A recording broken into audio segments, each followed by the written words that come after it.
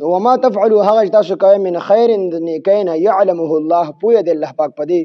وتزودوا او تاسو توخه واخلئ د ځان سره فإن خیر الزاد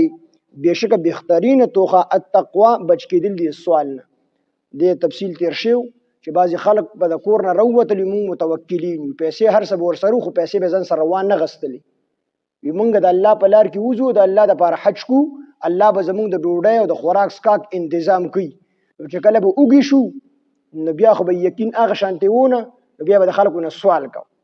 اے د خدای وبخه مونږ له سره وړه مونږ د الله میلمانه نو فقهاو لیکل دي چې دا توکل نه دی او دی بزن ته متوکلین مونږ د الله په ذات باندې بروسه ده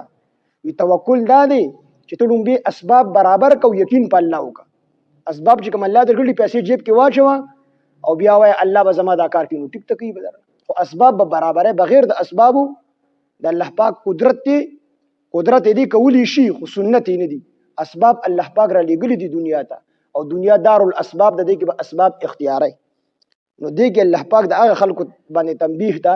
چې تاسو هم متوکلین خو پیسې ځان سره راواخلې زاد راخ ځان سره راواله دا سوال نه بهتر دی نو تزودوا تاسو خو واخلې د ځان سره فإن خیر الزاد بشک بهترین توخه التقوا بچ کېدل دي